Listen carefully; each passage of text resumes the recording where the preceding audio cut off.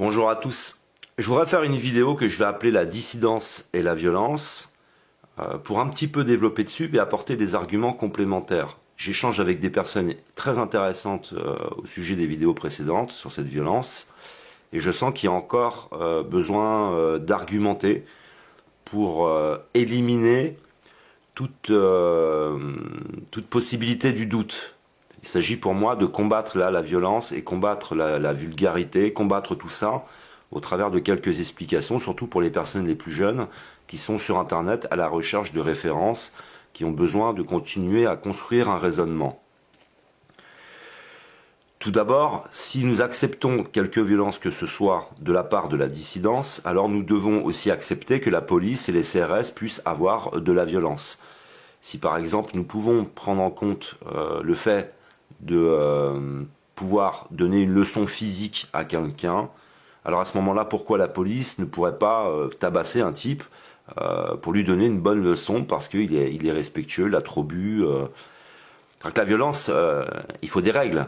La violence, si tu dis que tu peux donner une leçon par la violence, il faut établir des règles, c'est absolument impératif.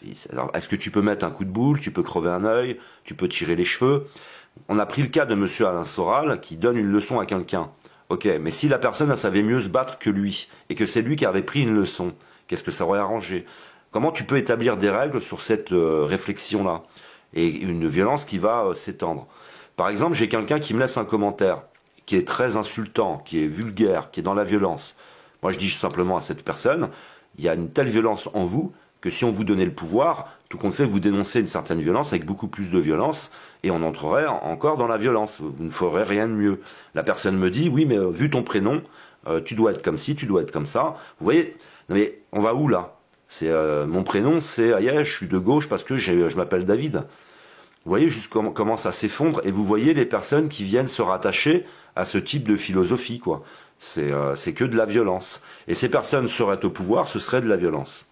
Ce n'est que de la violence. C'est-à-dire que, suivant la vie qu'on a eue, l'expérience qu'on a eue, et quand on a été au bout de cette violence, quand on l'a vu cette violence, quand on a vu où mène la vulgarité, j'ai été vulgaire, j'ai été un peu violent, je le répète, il ne s'agit pas de juger, c'est qu'à un moment donné, tu vas t'élever et tu vas t'arracher à tout ça, parce que tu as compris que dans tout ça, il n'y a rien, c'est que de la destruction. Imaginez par exemple, vous avez un centre éducatif avec des jeunes qui n'ont pas de parents, ils sont élevés par des éducateurs. Chez ces éducateurs, il y a des hommes et il y a des femmes.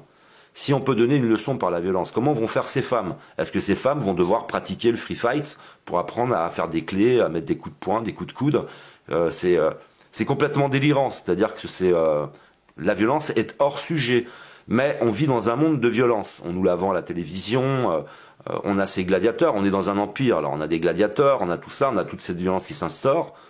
Et puis, pour les plus jeunes, il y a une confusion. On ne sait plus si la violence c'est bien ou c'est mal. On est dans un monde où le bien et le mal se sont complètement mélangés, il y a une énorme confusion, et ça peut créer un doute. On est à la recherche de leaders. C'est normal. Dans un groupe, il y a toujours un leader qui va émerger. Et dans un monde de violence comme le nôtre, on peut avoir des leaders qui émergent et qui sont dans cette violence. J'écoutais monsieur Alain Soral qui disait, ouais, dans une chaîne de télévision, ils ont des grosses têtes et un petit corps, ils sont comme si. Mais est-ce qu'on va, on va à la naissance, quand t'as un enfant qui arrive, il a une grosse tête et un petit corps, tu t'en débarrasses, tu fais quoi? On est avec des personnes qui ont des problèmes d'ego, qui ont des problèmes narcissiques, qui s'inventent une identité et des personnages qu'ils essayent de faire exister malgré leur véritable nature, parce que M. Soral n'a pas une mauvaise nature fondamentalement. C'est quelqu'un qui s'est créé tout un personnage, c'est quelqu'un qui a dû souffrir dans son enfance, qui a des blessures narcissiques, qui a été frustré, et qui aujourd'hui crée tout un personnage, et il essaye de le faire vivre à l'extérieur, mais ce personnage n'existe absolument pas. On a quelqu'un qui a un problème d'identité. Est-ce qu'on va mettre des personnes au pouvoir qui ont des problèmes d'identité, des problèmes narcissiques, des problèmes de violence, qui sont dans la vulgarité? C'est-à-dire que la façon dont on se construit, on est un personnage, on a une forme de réalité personnelle de ce monde, et on va la mettre en place à l'extérieur. Donc si on prend des individus qui sont dans la violence, qui sont dans la vulgarité, on vivra au milieu de la vulgarité et de la violence. Et ces personnes-là donneront ce pouvoir qu'ils ont aux policiers, aux gendarmes, aux CRS, à l'armée.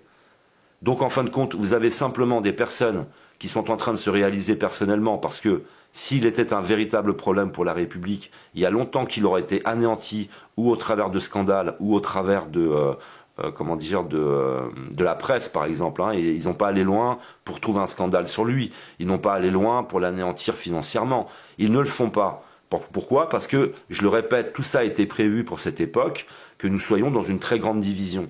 Et ces personnes-là amènent encore plus de division et encore plus de violence. Il faut, pour les organisations qui sont en arrière-plan, que nous entrions dans la violence. Donc ne participons pas. Donc il nous faut connaître à peu près les projets et puis proposer quelque chose qui soit complètement l'inverse. C'est un petit peu comme les partis politiques. Si je devais voter pour quelqu'un, je voterais pour quelqu'un qui a le courage de dire nous devons changer de paradigme, où nous allons aller vers des tensions financières et des tensions économiques internationales qui vont nous emmener à la guerre. Il nous faut des personnes qui dénoncent. Par exemple, je vous mettrai cette personne dans la description de la vidéo, parce que cette personne, pour moi, ne passera pas de toute façon, mais c'est un char d'assaut. Un char d'assaut, ça ne te fait pas gagner la guerre, mais ça fait une percée, ça fait du mal à l'ennemi, parce que cette personne dénonce toutes les magouilles, et que la presse fait tout pour ne pas qu'il puisse apparaître. J'établirais plutôt ce type de stratégie, c'est-à-dire faire des percées, créer du tort à la politique, de plusieurs façons différentes, en utilisant par exemple des personnes comme lui, parce que c'est quelqu'un qui est honnête, c'est pas quelqu'un de vulgaire, c'est quelqu'un qui est structuré, c'est quelqu'un qui amène des propositions, et c'est surtout quelqu'un qui dénonce véritablement depuis plusieurs années toutes les magouilles du gouvernement. C'est quelqu'un qui est très informé en termes de géopolitique. Alors moi je ne fais pas de politique, mais si j'avais à voter pour quelqu'un, si j'avais à suivre quelqu'un, c'est plutôt ce type de personnage-là que je suivrais, parce que c'est aussi, il faut pas oublier, un président ou un leader, c'est la vitrine de votre organisation, c'est la vitrine du pays. Il est représentatif du pays. Imaginez de la vulgarité, de la violence à la télévision, c'est pas représentatif de notre pays de toute façon. Et quoi qu'il en soit, tout ce qui est violence, tout ce qui est division, ce sont des choses qu'il faut annihiler, puisque c'est ce qu'ils veulent. Et il ne faut pas entrer dans leur jeu. Donc aujourd'hui, la dissidence, ça me fait un petit peu rire, quoi, parce que ils sont vulgaires, ils sont violents, ils sont dans la division, et puis c'est exactement ce que veulent les organisations en arrière-plan. Ils veulent créer un chaos. Et pour ça, il faut des personnes violentes. Donc il faut vraiment toujours aller à l'inverse. Vous savez, on a tendance parfois à s'observer. Par exemple, vous m'observez en fonction de votre expérience, de vos connaissances, de vos propres repères. Il y a des personnes qui vont m'adorer, il y a des personnes qui m'aiment bien, il y a des personnes qui me détestent. Parfois, ceux qui me détestent, ils passeraient du temps avec moi, ils m'apprécieraient, puis ceux qui m'adorent, ils me détesteraient. Parce que notre esprit crée, à une base, il crée quelque chose et puis il finit d'idéaliser. Il ne faut pas idéaliser qui que ce soit, moi je n'idéalise personne. Et il ne faut pas m'idéaliser, parce que vous n'avez qu'une image qui est fausse. C'est un peu une illusion, l'image que vous avez de moi, parce qu'elle est imparfaite, elle est incomplète. Et faut avoir un certain recul. Et après, moi, je prends vraiment des données techniques. Et la violence est une donnée technique. Tu ne peux pas instaurer la violence de quelque façon que ce soit, parce que tu ne peux pas la réglementer, la réguler. Tu ne peux pas avoir quelque chose de parfait. Comme je l'expliquais, tu peux mettre une gifle à un enfant pour le calmer et tu vas le tuer. Tu vas lui crever un œil, tu peux pas établir de règles sur la violence. Il ne faut absolument pas de violence. Et on a surtout, ça c'est le plus important, et je suis assez sensible là-dessus, on a beaucoup d'enfants qui regardent. Et ces enfants, je l'explique, on est dans une période où les pères s'effondrent. Il ne faut pas leur donner comme exemple de la violence, parce qu'ils ne sauront pas l'utiliser. Le problème est là aussi, c'est qu'au travers de la violence, vous pouvez avoir une personne qui est bien construite, qui à un moment donné va utiliser de la violence. Voilà, il n'a pas trop le choix, il est coincé, ok. Mais tu as énormément de jeunes, d'enfants, qui ne sont pas structurés, ils ne sont pas finis. Et donc on doit vraiment expulser la violence, parce que ce n'est pas un outil. Les poings, ce sont une arme. On ne peut pas proposer en pédagogie une arme. Et comme je le dis, comme je l'explique dans mes vidéos, si demain il devait y avoir un éveil, puisque pour moi il faut passer par l'éveil des consciences. C'est-à-dire qu'à l'extérieur, nous avons notre réalité, notre propre réalité intérieure. Si les personnes sont en sommeil, forcément, les choses continuent à se dégrader. Si les personnes s'éveillent, elles vont agir. Pour qu'elles s'éveillent, il faut qu'elles soient affectées financièrement, dans leur sécurité, dans leur confort, dans leur quotidien. Quelque chose qui les affecte à un moment donné. Là, vous avez beaucoup de personnes qui ne sont pas affectées. Ils vont au travail tous les jours, ils sont dans le quotidien, rien n'a bougé pour le moment. Il y a ces petits à-coups qui arrivent avec le terrorisme, mais ce n'est pas suffisant. Parce qu'en plus, quand il y a des terrorismes, ce sont ceux qui le mettent en place qui nous rassemblent dans la rue. Donc on est dans une confusion absolue. Pour moi, ça passe par l'information et s'éveiller. À partir du moment où tu t'éveilles, ta réalité change, ta notion de la réalité change, et tu vas pouvoir agir sur cette notion de la réalité. Si tu es quelqu'un de violent, donc tu vas mettre en place de la violence. Moi, je vais vous dire une chose qui est simple. Vous prenez des acteurs comme Monsieur Alain Soral. Moi, je lui en veux pas, mais c'est quelqu'un, allez vivre avec lui. Et il faut l'avoir comme père, il faut l'avoir comme conjoint, il faut l'avoir comme copain de tous les jours.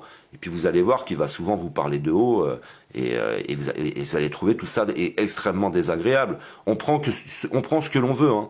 À partir du moment où vous idéalisez une personne, vous n'allez aller chercher chez cette personne que les côtés positifs. Et si de temps en temps vous voyez des côtés négatifs, vous allez complètement les mettre de côté. Que ce soit pour moi ou que ce soit pour les autres, il faut prendre tous les éléments, le bon et le mauvais. Et après faire une comparaison, faire une sorte de comparatif avec essayer de s'imaginer dans la réalité de tous les jours, d'avoir un leader comme ça en France, qu'est-ce que ça donnerait? Mais ce serait une véritable catastrophe. J'ai par exemple quelqu'un qui me laisse un commentaire, qui me dit comme ça, voilà, que par rapport à mon prénom, je suis comme ça. Et ce sont des personnes qui sont derrière eux. C'est de la violence derrière eux, il y a beaucoup de violence derrière eux. Et parfois, moi par exemple, au début, je me suis éveillé avec Alain Soral. Je l'appréciais, mais je ne cherchais que des vidéos qui parlaient de politique où il est assis sur son canapé. C'est un exemple. Hein. Après, je vois qu'il a écrit des livres intéressants, je vois. Puis après, je ne vais pas plus loin. Et c'est à partir du moment où tu commences à voir tout un tas de choses négatives, mais je n'avais pas été chercher ces choses-là. Et ces choses, c'est catastrophique. Hein. Problème d'identité, problème de violence, tout ça, c'est catastrophique. Il faut exclure ça. Il faut absolument que tous ceux qui sont dans la vulgarité, dans la violence, s'éteignent. Il faut qu'ils disparaissent. Il ne faut pas que ce soit ces personnes-là qui passent le message. Il faut des personnes véritablement structurées. Vous rêvez de quoi dans la vie? Si vous aviez rêvé d'un père, vous voyez un père qui est vulgaire, qui est violent, qui vous cogne, ou vous voyez un père qui a de l'attention pour vous, qui est structuré, qui amène de la pédagogie, qui amène des outils, qui amène une réflexion. C'est l'effondrement, la violence. C'est la destruction, la violence. Tu l'utilises quand tu veux détruire quelque chose, pas quand tu veux construire quelque chose. Et je voudrais enlever tout doute là-dessus, l'ayant expérimenté partout. J'ai par exemple fait des sports de combat, mais dans les sports de combat, tu as des personnes violentes et des personnes qui ne sont pas violentes. Je peux vous garantir, ce qui est agréable, c'est de s'entraîner, d'aller à l'entraînement avec des personnes qui ne sont pas violentes. Je ne cherchais pas de la violence, je cherchais à m'expérimenter dans le monde réel et à développer des capacités, à développer des connaissances pour pouvoir par exemple me défendre. Mais je n'allais pas chercher de la violence. Je n'allais pas chercher quelqu'un de vulgaire, j'allais chercher autre chose. Et je l'ai trouvé. Alors tu as des salles de sport où il y a des profs un peu violents ou vulgaires, et puis tu as des salles où il y a des personnes qui sont plus élevées, qui sont dans la pédagogie. Tu vas retrouver des copains, tu vas retrouver une ambiance, tu vas retrouver... mais c'est pas de la violence que tu cherches. Alors, ça veut dire que même dans un milieu qui pourrait être violent, qui pourrait sembler violent, tu peux y trouver complètement autre chose. Donc voilà, la violence... rejetez-la, n'ayez aucun doute là-dessus, puisque c'est ingérable. La violence, elle n'est pas gérable. Tu ne peux pas mettre de règles autour de la violence. Il ne doit pas y avoir de violence. Alors mettez-vous maintenant à la place de ceux qui ont été tabassés par des flics, qui ont été tabassés par des CRS, qui ont été tabassés, qui ont perdu un œil. Mais non, c'est pas gérable. On ne peut pas. Mais ça veut dire que de la part des manifestants, il ne doit pas y avoir de violence, et de la part de la police non plus. Mais dès que tu mets un peu de violence, tu commences à casser, tu casses l'image du mouvement, tu casses l'image de la manifestation, tu donnes une mauvaise image, tu ennuies les autres, il n'y a absolument rien de positif. Et comme je l'expliquais, tu peux rester chez toi, tu ne consommes plus, tu ne vas plus au travail, et puis tu vas avoir des répercussions qui sont bien plus importantes que de tous se réunir dans la rue et puis casser. Ça n'apporte rien. Il faut vraiment...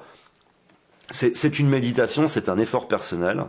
C'est-à-dire que des fois, on est dans une réflexion qui est primaire, on ne va pas plus loin. On se dit, tiens, ouais, pourquoi pas, parce qu'on n'a pas été plus loin.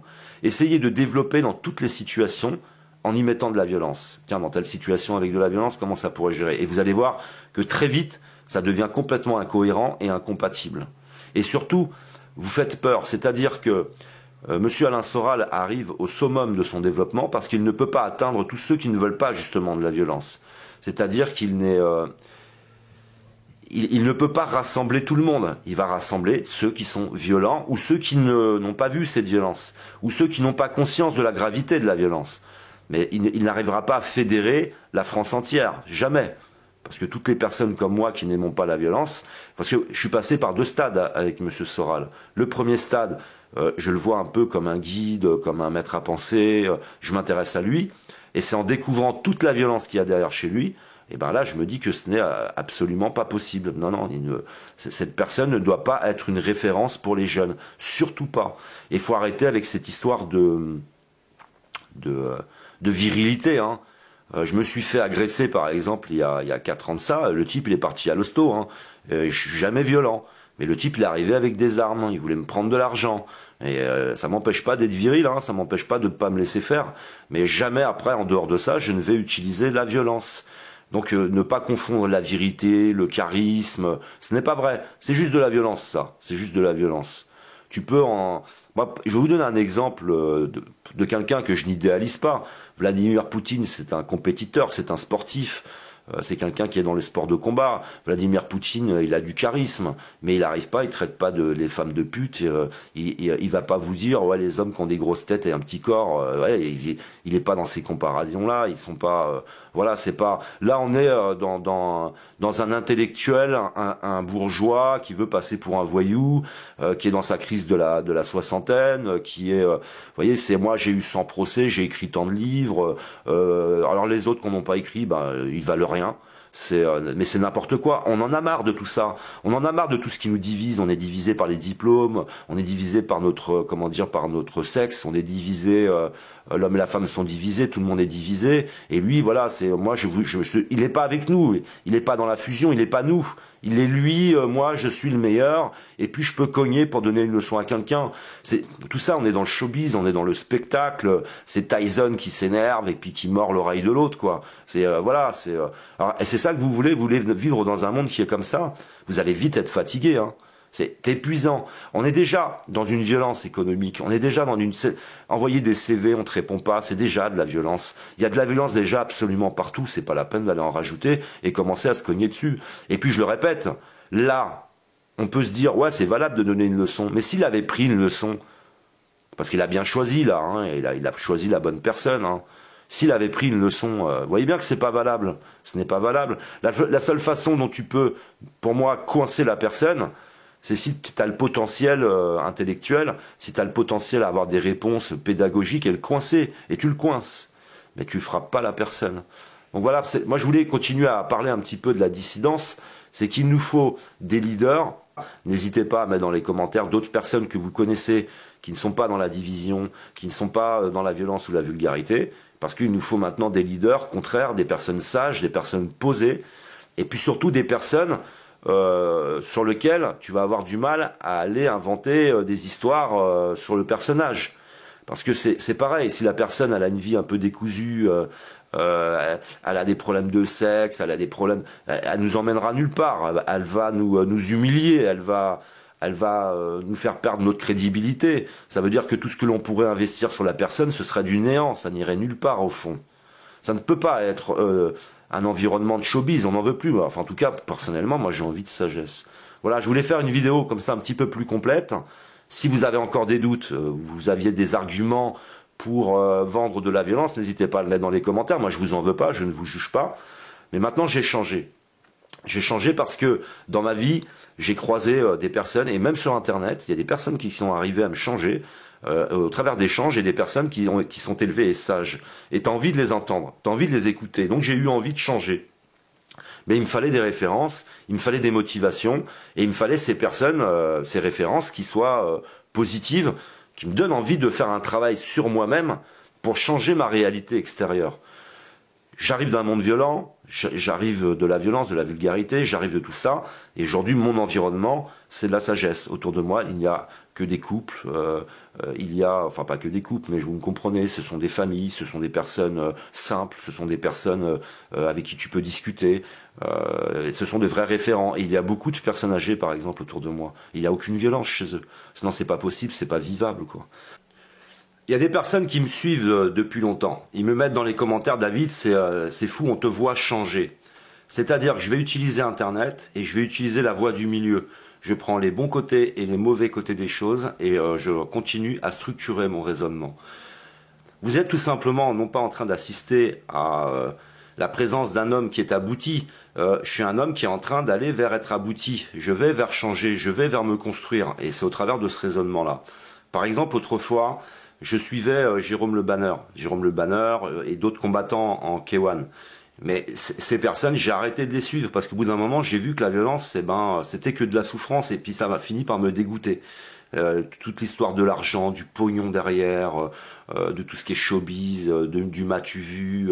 Il y a trop de violence, il y a trop de souffrance. Et puis ça m'a dégoûté. Maintenant, je ne regarde plus ces vidéos-là. J'ai même changé donc ma façon de vivre, de consommer.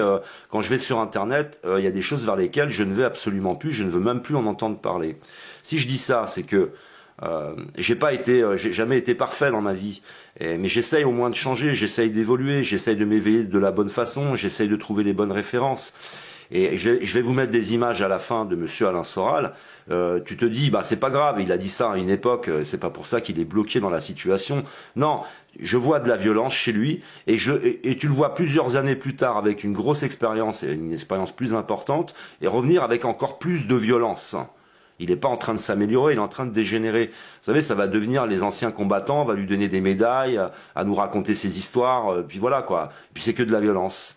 Et tout ça, on en a marre. Moi, les anciens combattants, ça va, parce qu'on a utilisé tous nos agriculteurs 14-18, 39-45 pour aller à la guerre, ils sont tous morts. Voilà la violence. C'est de la disparition, c'est l'utilisation, en fin de compte, de tout ce que nous avons de négatif. Donc moi, il ne s'agit pas de condamner cet homme. Cet homme, s'il se rend compte qu'il est prisonnier de son ego, de ses aspects narcissiques, de ses blessures, qu'il est tout le temps à vouloir se vendre et je suis le meilleur, il est toujours dans des comparaisons, on va pas s'en sortir. Et pour ce qui est maintenant de Monsieur Conversano, étudiez-le bien. Il est toujours en train de se regarder, il s'aime. Vous voyez, je vais vous mettre quelques images aussi à la fin. Vous allez voir que, en fin de compte, s'ils se sont retrouvés à se battre l'un et l'autre sur une émission de télé, c'est que tout simplement, Conversano, il faut pas lui donner d'intérêt, il faut pas lui apporter d'intérêt. Plus tu lui donnes de l'intérêt, plus tu lui donnes du pouvoir. Du pouvoir, il peut dialoguer. Mais c'est quelqu'un, en fait, il serait noir et il serait dans d'autres choses. Hein. C'est parce qu'il s'aime de trop. Il a vraiment, lui aussi, des problèmes d'identité, il a des problèmes d'ego, des problèmes narcissiques, et il est complètement esclave. C'est-à-dire que l'un et l'autre qui veulent nous sortir de notre esclavagisme sont eux-mêmes dans un esclavagisme psychologique. Donc il va falloir qu'on s'intéresse maintenant, c'est à la psychologie. Eh oui. Parce que dans la psychologie, tu as énormément de réponses. Prenez par exemple le cas de Monsieur François Hollande, qui a eu aussi des problèmes avec son père. C'est quelqu'un qui ne sait pas rassembler, c'est quelqu'un qui ne sait pas, s'entourer, c'est quelqu'un qui ne sait pas se positionner, et c'est quelqu'un qui est toujours dans l'émotif. Il communique avec nous avec l'émotif. Et ce sont des problèmes psychologiques. Moi, j'ai fait des métiers qui nécessitaient d'avoir, quand j'ai travaillé dans l'aéronautique, par exemple, il y a une forme de suivi psychiatrique, hein, et pour te confier des passagers.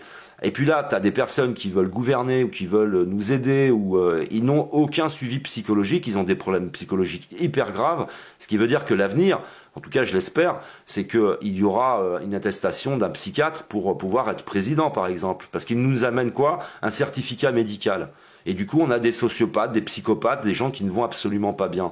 Prenez le cas de Monsieur Nicolas Sarkozy. Monsieur Nicolas Sarkozy est aussi quelqu'un qui a un problème narcissique, hein, c'est clair. Alors si on met quelqu'un qui a un problème narcissique, ça va se ressentir, forcément, puisqu'il va tout faire en fonction de ce problème.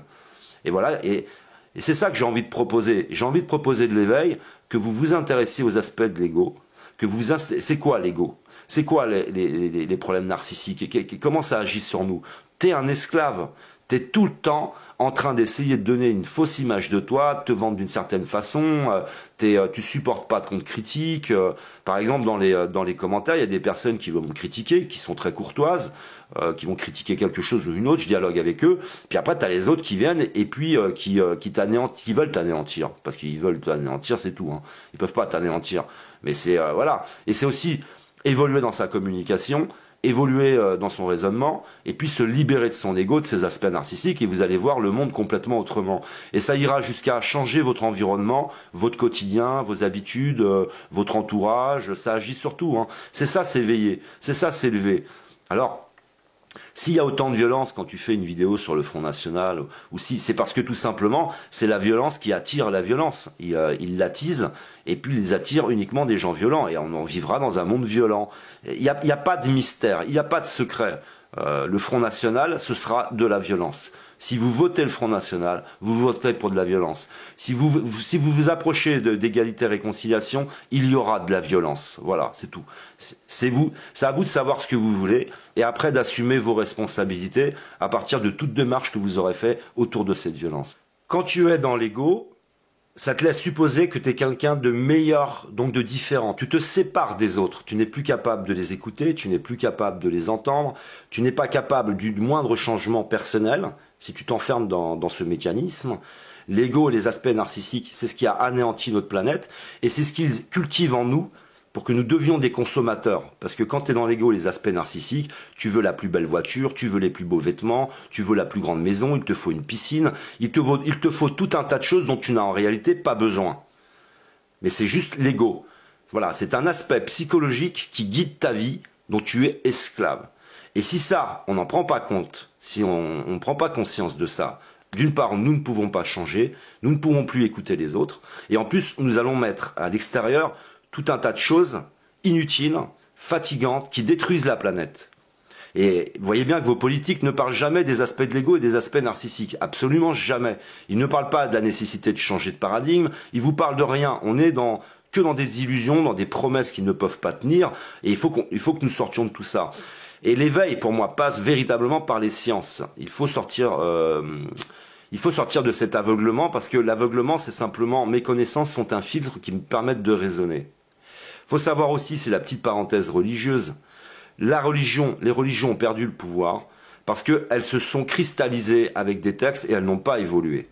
Du coup, la science a évolué, la recherche a évolué tout autour. Tous ceux aujourd'hui qui font de la recherche dans l'agriculture, par exemple, comme Monsanto, qui n'ont aucune morale, aucun principe, vont prendre du pouvoir parce qu'ils continuent les recherches et le développement, même si c'est mal fait. Et la médecine, c'est pareil. Que si la religion, au lieu d'utiliser l'argent pour mettre de l'or partout, elle aurait investi dans la recherche, elle aurait investi dans la psychologie, dans la médecine, dans tout un tas de domaines, eh ben c'est elle qui aurait le pouvoir aujourd'hui, puisque c'est elle qui posséderait ces institutions. Non, elle n'a voulu vendre que des paroles, cristalliser des textes, apprendre des textes par cœur. Ben on voit bien que tout ça, ça n'a rien changé, absolument rien. Aucune puissance, c'est que du blabla. Et ils ont absolument tout perdu. Pourquoi ? Parce qu'elle n'a pas voulu changer la religion, elle n'a pas voulu évoluer, elle s'est cristallisée, elle a perdu complètement le pouvoir. Donc aujourd'hui, tu as le droit de croire en Dieu ou pas, ça n'a c'est même pas d'intérêt public, c'est combattu par la politique. Pourquoi ? Parce que ça n'a pas évolué. Ce qui est valable pour la religion, c'est valable pour nous. Si vous restez bloqué à la simple connaissance de vos textes religieux, vous serez comme la religion, des impuissants, juste capables de répéter des textes religieux. Ce qu'ont fait des millions de personnes avant vous, ça ne donne absolument rien. J'ai été cassé dans ma vie et j'ai été réparé par de la psychologie, par une psychologue, et c'est de la science. Et c'est pas des textes religieux qui auraient réparé ce que j'avais.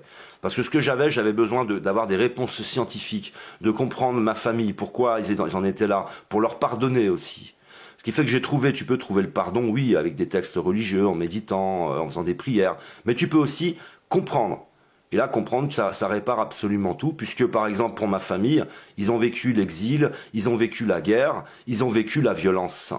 Et si ma famille m'a fait du mal, c'est parce qu'ils ont vécu pendant des générations entières au milieu de la violence. Alors, mettons encore de la violence, et puis il nous faudra encore des générations entières de types comme moi qui devront être réparés. Voilà ce que ça apporte, la violence. Si vous le permettez, un conseil à ceux qui militaient sur Internet. Moi, je me balade un petit peu partout. Si vous êtes violent, si vous êtes vulgaire, vous allez attirer comme abonnés des personnes vulgaires et plus violentes que vous. Vous allez changer votre réalité vous-même extérieure. Vous allez installer de la violence, énormément de violence. Et puis cette violence, elle va vous épuiser. C'est-à-dire qu'au bout d'un moment, vous n'en pourrez plus. Vous commencerez, par exemple, à bloquer les commentaires. Vous ne laisserez plus les gens déposer des commentaires. Et puis ça va vous user, vous user. Mais cette violence, elle est venue de vous. Elle vient de vous, elle vient de votre langage, elle vient de votre vulgarité, elle vient de mauvais conseils que vous donnez. Alors vous allez attirer le fils qui combat le père, vous allez attirer des jeunes qui vont vouloir vous combattre, qui vont vouloir vous dominer, qui vont vouloir vous faire disparaître. C'est-à-dire que c'est nous-mêmes qui instaurons cette violence. Quand je dis que j'ai changé sur Internet, c'est réel. Parce qu'à un moment donné, je me demandais pourquoi il y avait autant de violence dans les commentaires. C'est de la violence que j'avais en moi, tout simplement. Il fallait que je le comprenne, ça. Il fallait que je comprenne qu'il y avait un problème avec mon façon de dialoguer. Et j'ai évolué, j'ai grandi sur Internet. Et c'est aussi une des raisons pour lesquelles je laisse toutes sortes de vidéos que j'ai faites qui sont parfois un peu débiles, parce que je cherchais une façon de communiquer. Je ne suis pas fait à la base pour être sur Internet, montrer ma tête. Je suis quelqu'un qui aime les chemins, je suis un randonneur, je suis quelqu'un qui aime les soirées entre amis, une bonne bouffe au coin du feu, rigoler. Je suis aussi quelqu'un qui écoute énormément, contrairement à ce qu'on pourrait croire. C'est-à-dire qu'ici, c'est le moyen pour moi d'exprimer sans imposer. Je peux faire des vidéos, personne n'est obligé de les écouter, personne n'est obligé de les regarder, parce que quand je suis avec mes amis, je suis quelqu'un, ils pourraient tous vous le dire, je suis quelqu'un qui écoute énormément, qui pose énormément de questions, qui a un certain recul et qui laisse les autres s'exprimer. Donc ça serait difficile bien sûr de faire des vidéos et de vous écouter. Je suis bien obligé de m'exprimer, mais je ne suis pas comme ça dans la vie de tous les jours. Et j'ai appris, c'est en écoutant quoi, c'est grâce à ces belles rencontres et en écoutant que j'ai pu changer.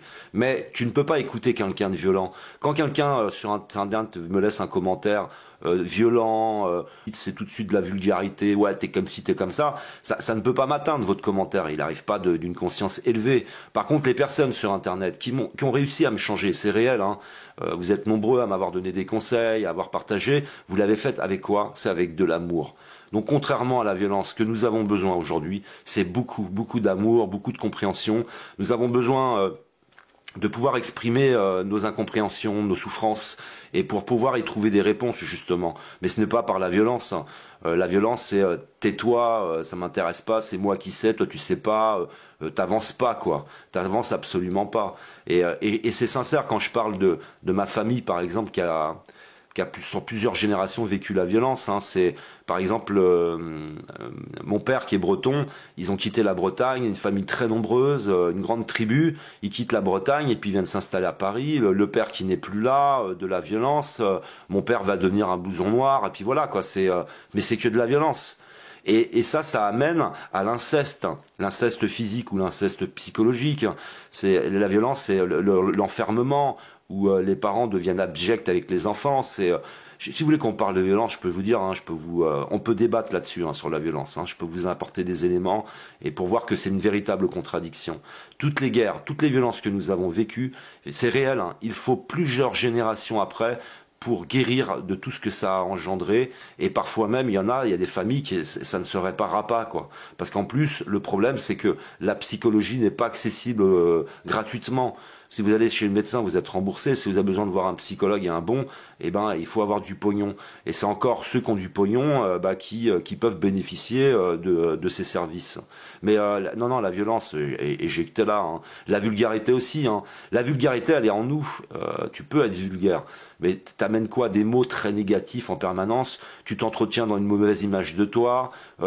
T'es ambigu quoi. Un coup t'es là, t'es sympa, après tu deviens vulgaire. Tu utilises des mots super bas, des vibrations basses. Tout ça, c'est bon à rien. Ça nous emmène nulle part. C'est pas de l'amour, ça. La vulgarité, par exemple, c'est pas de l'amour. C'est même pas de l'amour propre. Et j'ai compris moi-même que quand j'étais vulgaire, eh ben en fin de compte, je m'aimais pas quoi. Je me respectais pas moi-même en fait. Et sans parler de morale, de principe, tu t'aimes pas. Tu donnes une mauvaise image de toi, tu t'entretiens dans quelque chose de négatif, et tout ça ça nous emmènera nulle part. C'est pas, moi j'ai pas envie de vivre dans un monde comme ça. C'est pas le monde que j'ai envie de voir naître. C'est pas, non, je dirais l'inverse. Et je n'en veux pas à ceux qui sont vulgaires. Moi je vous invite à faire un effort pendant un mois de ne pas dire un seul gros mot, et vous verrez que ça va changer quoi. De toute façon, ça va pas empirer les choses. Ça ne vous donne que dans ce monde actuel, dans la position actuelle dans laquelle nous sommes, dans une confusion, peut-être un peu de charisme, la vulgarité, c'est tout quoi. Mais du charisme pour qui? Pour des personnes qui ont les mêmes problèmes que vous, tout compte fait. Alors vous entourez de quoi? Vous allez devenir quoi? Le gourou, comment dire, le leader, le maître à penser de personnes qui ont les mêmes problèmes que vous. Vous évoluez comment dans ces cas-là? Vous savez ce qui m'inquiète le plus dans cette histoire, c'est qu'on a très peu développé sur Internet sur les aspects de la violence. On développe sur les aspects, est-ce que ça a été une mise en scène?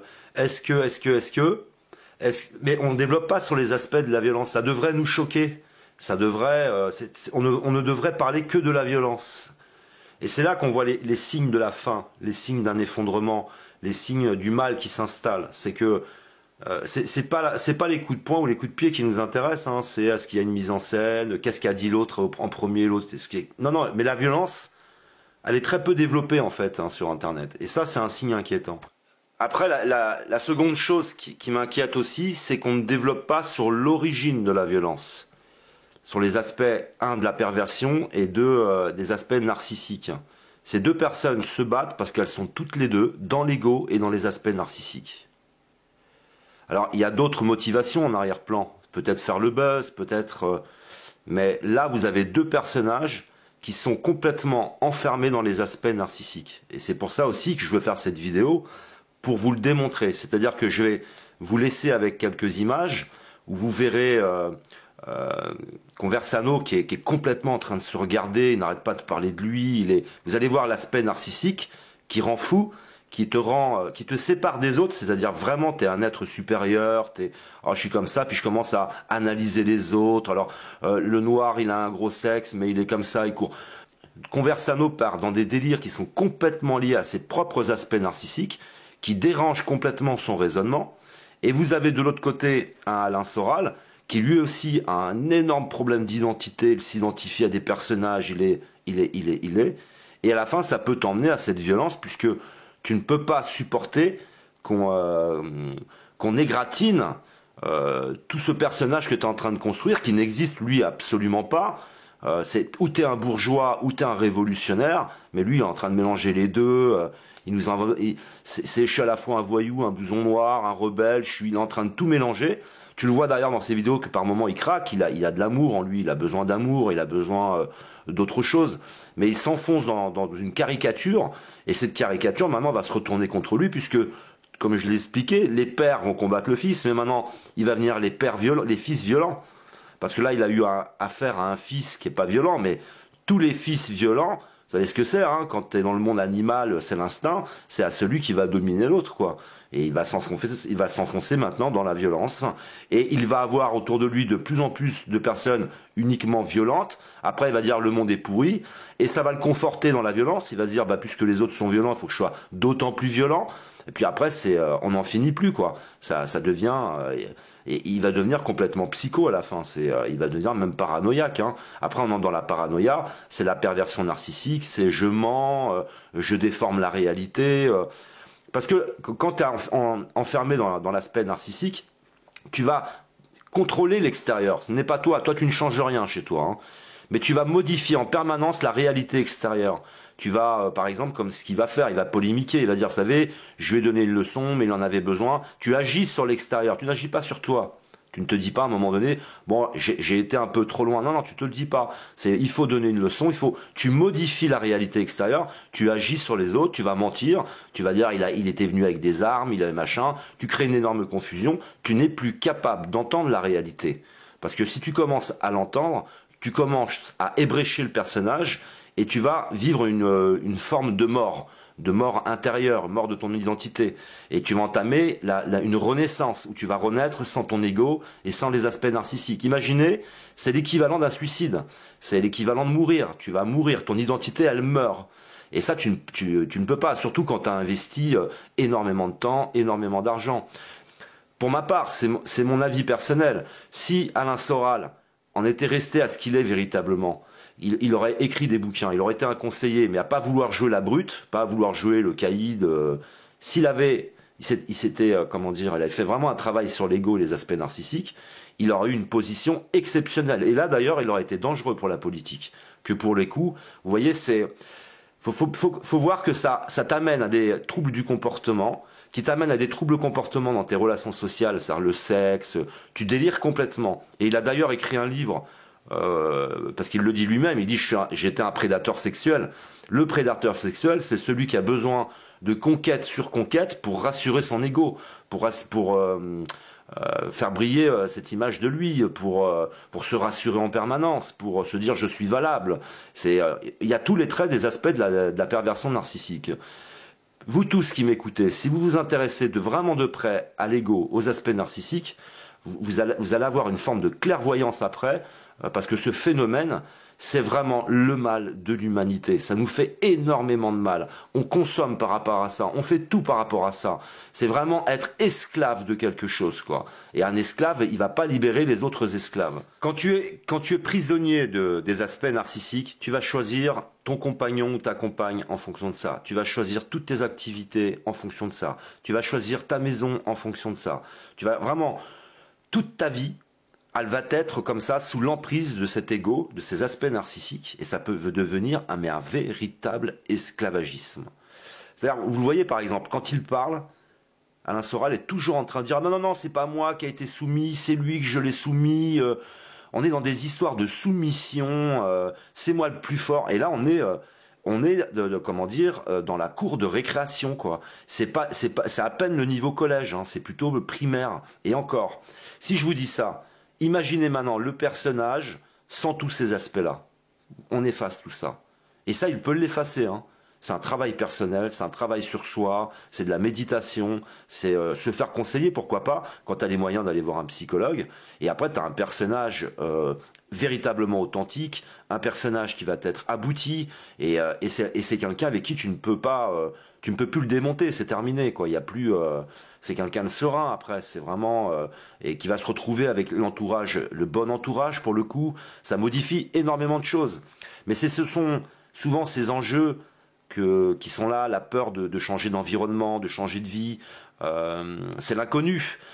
Faire un travail sur l'ego, les aspects narcissiques, c'est l'inconnu. Tu ne sais pas où ça va te mener, ça te fait peur. Parce qu'en attendant, eh ben, il est debout, en attendant, il a de l'argent, en attendant... alors, tout ce que tu peux posséder tout de suite te rassure et t'éloigne des possibilités de faire un travail sur toi-même. Voilà, j'espère en tout cas apporter déjà un certain nombre d'éléments sur ce sujet. Je ne vais pas non plus polémiquer 107 ans avec Monsieur Conversano et Monsieur Soral. Je vous laisse avec quelques images pour voir, pour que vous appreniez à faire ressortir les aspects narcissiques, que vous voyez le problème en images. Mais pensez à vous, parce qu'on est pareil. On est plus ou moins dans l'ego. Parfois, on fait des rechutes. Vous savez, c'est comme un enfant. Il arrête de faire pipi au lit, puis un jour, hop, ça lui prend et il fait un petit pipi au lit alors que ça faisait longtemps qu'il ne le faisait plus. Ben, c'est un petit peu les mêmes mécanismes. Et puis, peu à peu, vous vous débarrassez de ces aspects-là et vous vous sentez beaucoup mieux. Vous êtes beaucoup plus fluide, beaucoup plus cohérent. Tu te reconnectes au tout, tu redeviens agréable pour les autres, tu n'as plus d'enjeu dans une discussion, tu es capable de discuter avec quelqu'un qui va te remettre en question, ça ne te fait pas du mal personnellement. C'est le sujet, ça n'empêche pas la passion par exemple. Donc après tu discutes, c'est super enrichissant. Tu réécoutes, quand tu réécoutes, ce sont des nouvelles informations qui viennent vers toi. Parce que comme tu sais tout, ben, t'as pas besoin d'écouter les autres. Du coup, c'est aussi des informations qui ne viennent plus vers toi, des bonnes personnes qui ne viennent plus vers toi. C'est-à-dire que le changement, il est extraordinaire. Hein. Tu meurs, ton identité, ta fausse identité que tu as créée, elle meurt dans un monde et elle renaît dans un autre monde. C'est un petit peu passé dans une autre dimension. Et ça, je l'ai vécu. Alors, pas au point de Monsieur Conversano et de Monsieur Soral, mais je l'ai vécu, je l'ai ressenti. Alors je vais vous passer des images où vous verrez Monsieur Conversano qui se regarde dans l'écran, dans un écran de contrôle, il se parle, il se rassure, et on est tout à fait dans les traits du personnage de Bernard-Henri Lévy. Et alors regardez bien, imaginez les problèmes que nous avons à cause de ça. C'est Bernard-Henri Lévy, c'est Zemmour, c'est comment dire... c'est Nicolas Sarkozy, vous voyez, tous ces personnages qui ont un problème d'ego et d'aspect narcissique. Alors, moi, j'ai vraiment envie de vivre dans un autre monde, hein, et dans un monde où on sera vraiment débarrassé de ça, et on sera capable de redevenir cohérents les uns avec les autres, dans la compassion, dans l'écoute, parce que l'ego, c'est un mur en béton entre nous, hein, ça nous sépare complètement, et pour revenir à la religion, elle devrait en parler en permanence, la religion, hein, telle qu'elle soit. Et comme on l'a vu dans la précédente vidéo, où le ridicule, à quel point ça peut nous rendre ridicule, et à quel point, puisque je vous parle de violence, l'ego c'est aussi la violence pour la planète. Et si on n'en parle pas, vous savez pourquoi? C'est parce que vous allez changer votre façon d'aborder la vie, votre ressenti, ça touche l'aspect métapsychologique. C'est-à-dire qu'en fait, vous allez vous mettre à consommer autrement, et du coup, vous allez foutre à plat le système économique dont on est esclave aujourd'hui. C'est-à-dire que quand je vous parle de changement de paradigme, ça passe aussi par l'éveil de la conscience sur les problèmes de l'ego, les aspects narcissiques. Ça nous fait faire n'importe quoi, ça nous rend complètement dingue et ça nous fait consommer aussi en fonction de ça. Donc traiter les aspects de l'ego, je peux vous dire que ça règle une quantité phénoménale de problèmes.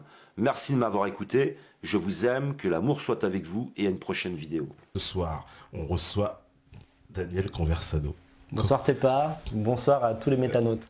D'intégrer des journaux classiques, puisque tous les hebdomadaires mon nom, et les gens qui vous suivent ne connaissent pas forcément. D'ailleurs, du coup, c'est assez éthanophile. C'est quelqu'un qui considère qu'il est tout à fait possible d'envisager, si tu veux, On m'a rapporté ça, je n'ai pas vu ça en direct. Ouais. Ah, il est Conversano, mais est-ce que tu sais que c'est un mec qui pense que les nègres, ça pue? Oui, c'est vrai. Il a employé le mot nègre, donc je ne fais que reprendre sa terminologie. Pour moi, c'est ça la définition stricte d'un gauchiste. Explique un petit peu l'exercice. L'exercice simple et généralisé, c'est-à-dire que... Mais lorsque je faisais du sport, eh bien en fait, j'ai été amené parfois à faire du sport avec des gens de couleur noire. Et en fait, pour répondre à Marc Georges, je l'assume, d'une façon générale, un noir qui transpire, ça pue. Ou viennent me tuer à la fin il faudrait... L'idée, par exemple... Tu as vexé quelques-uns d'entre eux. Non, mais je vais ensuite déployer toute ma pensée. C'est pas seulement un attentat verbal, en fait, quoi. Les noirs, d'une façon générale, ont des plus gros sexes que les blancs. Mais non, mais ne me regarde pas comme ça. Qu'est-ce que j'en sais? Enfin, je veux dire, ces mêmes noirs dont je t'ai parlé de leur odeur de transpiration, qui étaient dans les vestiaires, ils étaient 3. C'était les 3 qui avaient la plus grosse bite. Tu vois ce que je veux dire? Mais là, tu vas me dire, oui, non, mais attends, Daniel, il y a des noirs qui ont des grosses bites, il suffit de regarder les films porno, il suffit de regarder ceci, cela. Mais globalement, si tu prends 500 noirs et 500 blancs, tu as plus de chances de voir des gros sexes chez les noirs que chez les blancs. Donc, tout ça pour finir de répondre à Marc Georges, l'idée n'est pas de dire, par exemple, aucun blanc ne sait courir vite, aucun noir n'est intelligent. C'est de dire que les généralités, c'est ce qui permet de conclure des choses et ensuite de mener, par exemple, une politique. Et quand on s'interdit les généralités, eh bien, on ne peut pas conduire une politique qui soit viable. Et bon. Alors, pas l'auteur au sens, attention, pas au sens... réalisateur. Oui, pas au sens, je n'ai jamais écrit les spectacles de Dieudonné, loin s'en faut. Mais moi, en fait, donc j'ai été réalisateur, en fait. En fait, je l'ai rencontré, je t'ai pas parlé, tu veux que je te raconte comment je l'ai rencontré? Ah oui, tu peux expliquer. En fait, j'avais j'allais dire Michael Jackson est passé à Grenoble, n'importe quoi. J'ai fait violence à l'époque. Ah, t'es allé au Cameroun Je suis allé au Cameroun. D'accord, tu faisais partie de l'équipe qui... Voilà, bien sûr, de l'équipe. C'est comme ça que t'es revenu, t'as fait tes vidéos après, c'est ça.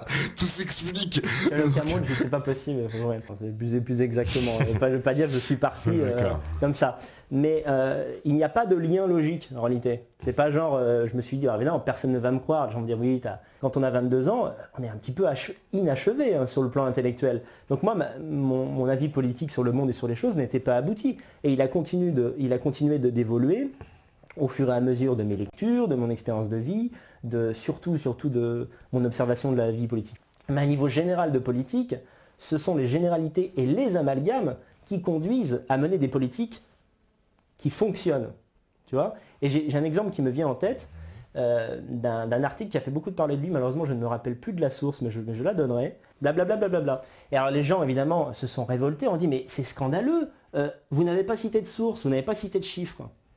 Or, tout ce qu'avait écrit à ce moment-là ce journal était vrai. C'est-à-dire que, par exemple, moi je te cite l'exemple de l'escorting de luxe. Il se trouve que je connais des gens à la fois qui en sont. Je connais une fille qui fait de l'escorting de luxe. Tu as encore des problèmes? Non, mais c'est pas des gens que je vais citer, bien sûr. Non, mais voilà. Et en fait, en grande majorité, ce sont des Russes et des Ukrainiennes. Tout simplement parce que ce sont des femmes qui ont une beauté exceptionnelle. Par exemple, quand je t'ai parlé tout à l'heure de l'odeur des noirs, taille du sexe, que tu veux, l'intelligence, etc. J'ai bien conscience que tous les noirs du monde ne sont pas inintelligents. Si tu veux, demain, tu vas me présenter un noir qui va me tuer aux échecs.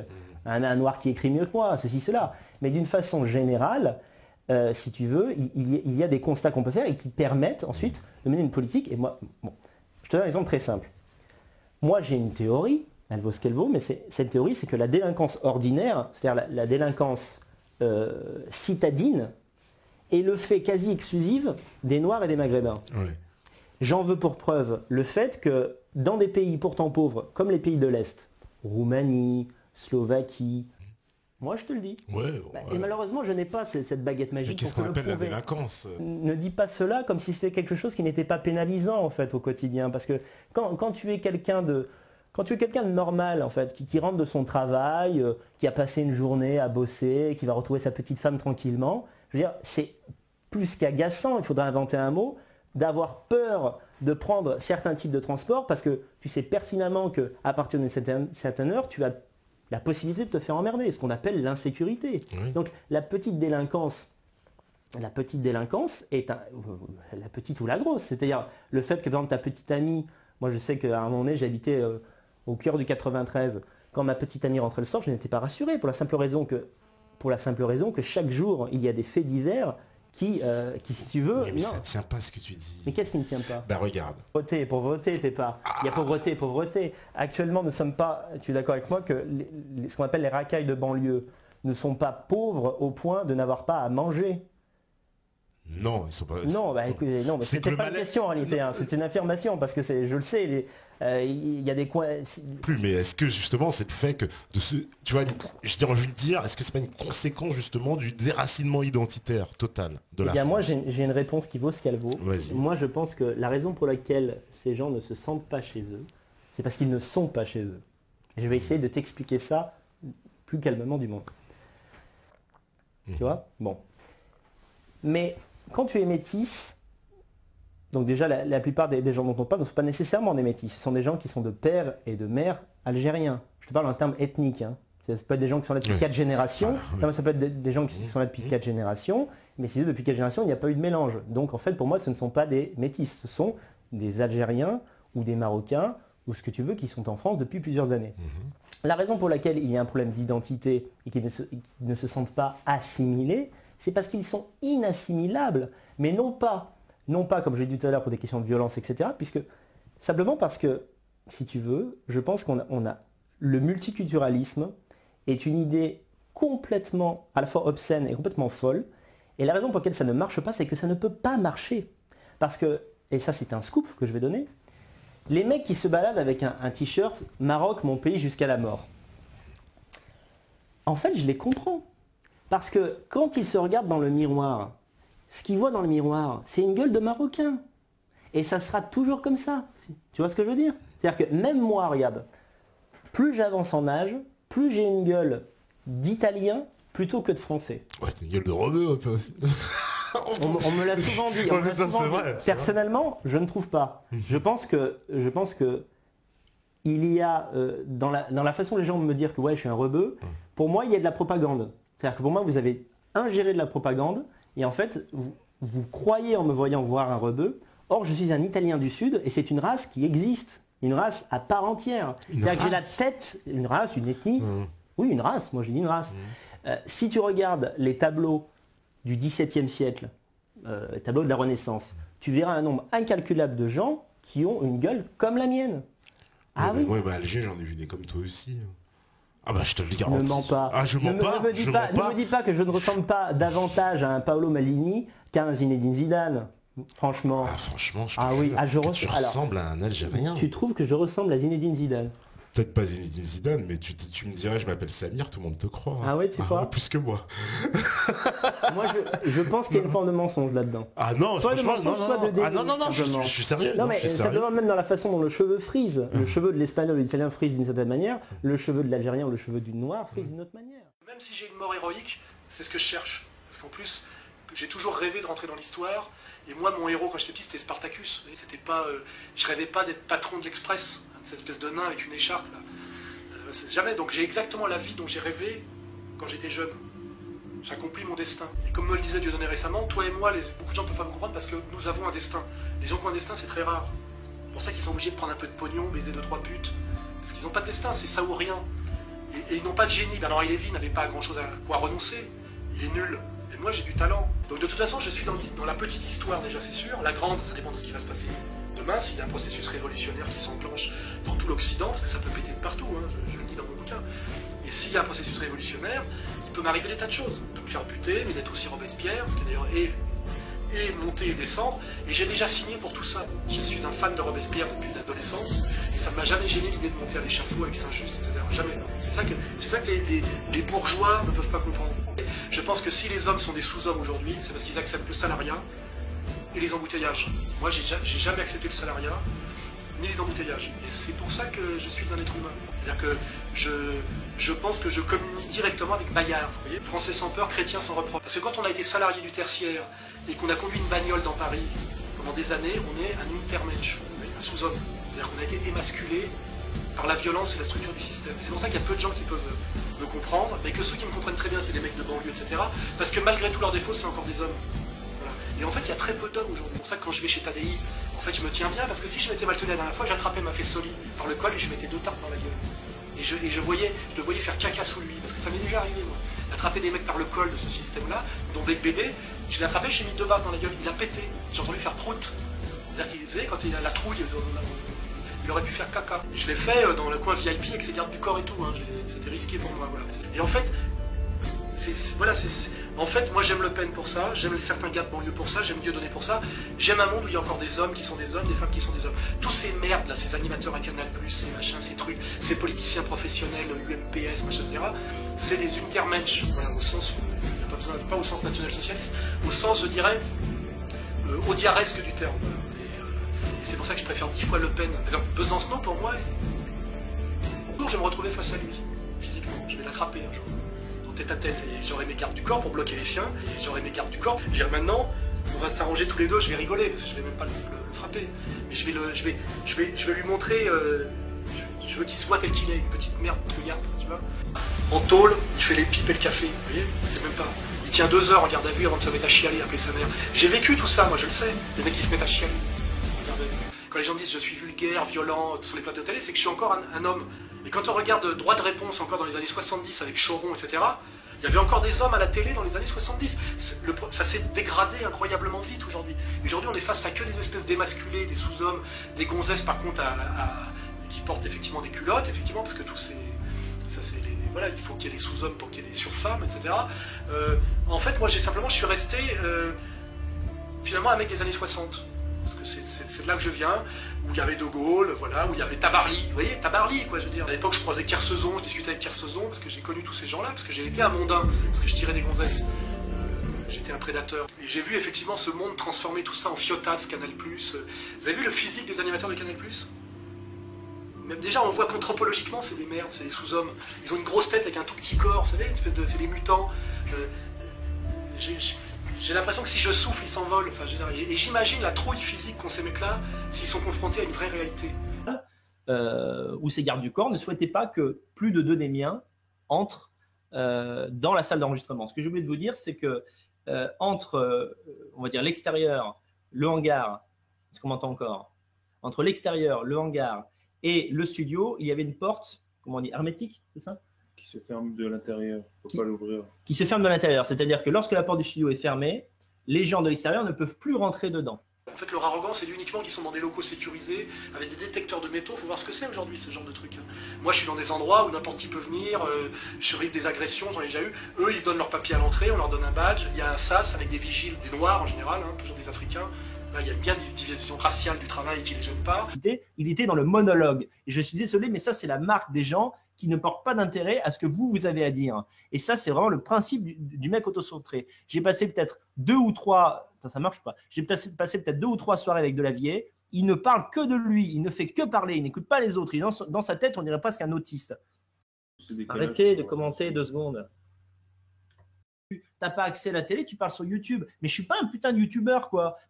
Il s'est dit, putain, mais dans les 3-4 millions de musulmans qu'il y a à Paris, il y a bien un connard qui va lui démonter sa tête, voire le tuer. Je suis désolé, mais Soral, là, t'as franchi la limite. Là, et c'est pour ça que je t'avais dit que je te respectais pas. Voilà, maintenant tu le sais. Et tu peux pas le nier, ça. Tu l'as fait pour ça. Moi, j'ai jamais fait un truc aussi immonde. Tu vois, Les trois, alors oula, très intéressant. Les trois têtes à claque sérieux. Oula, c'est passionnant. C'est vraiment du niveau de ce qu'on a dit. Hein. C'est aussi intelligent que tout ce qu'on a dit, quoi. C'est pas Soral contre je ne sais qui, c'est Soral contre lui-même. C'est le Soral de 2010, c'est le Soral de la liste antisioniste, c'est le Soral de la maïeutique. Voilà, c'est tout. Et c'est lui, en fait. C'est Soral est indigne par rapport à ce que Soral a été. C'est ça, en fait, le ressenti, le choc, en fait. Il a fait beaucoup pour moi. C'est vraiment MetaTV qui m'a lancé sur les rails et je le remercie. C'est pas ER qui m'a lancé sur les rails, c'est MetaTV. Ça aussi, hein, c'est un truc à dire quand même. Hein. C'était dans mes arguments. C'est une bonne question. Il y a un mec qui dit tu vas faire quoi s'ils te font passer pour un raciste? S'il joue cette carte, alors là, il s'enfonce jusqu'au centre de la Terre. Vous vous rendez compte? Mais sur le besoin de reconnaissance, je voudrais dire que Delavier est quand même particulièrement gonflé de m'imputer, de me dire que j'ai un besoin de reconnaissance, alors que là, c'est de l'inversion accusatoire pour le coup. J'ai jamais vu un mec qui a autant besoin de reconnaissance que lui. Où j'estime que Soral a mis, et là, je le dis comme je le pense, il met ma vie en Île-de-France en danger. Parce que là, ce qu'il a fait, c'est honteux. C'est vraiment honteux. Et c'est pas la première fois qu'il est immoral, mais c'est la première fois que ça m'est adressé. Que les gens n'ont plein le cul des Arabes. Petit merde. Expliquer qu'au contraire, non seulement je ne pousse pas à la guerre civile, mais je pousse les Blancs à la civilité. Vous voyez? C'est-à-dire, je leur dis, le meilleur moyen pour nous de parvenir au pouvoir, c'est de convaincre les gens que le bien est de notre côté, c'est-à-dire celui des Français de souche et, on va dire, des patriotes. Et le meilleur moyen de le prouver, je l'ai dit dans ma vidéo suite à l'égorgement du prêtre, toutes ces choses-là, évidemment, j'aurais pu lui dire en débat si seulement il y en avait accepté le principe. J'ai dit qu'il ne fallait absolument pas réagir afin de prouver que la violence était unilatérale. Elle venait uniquement d'eux. D'accord?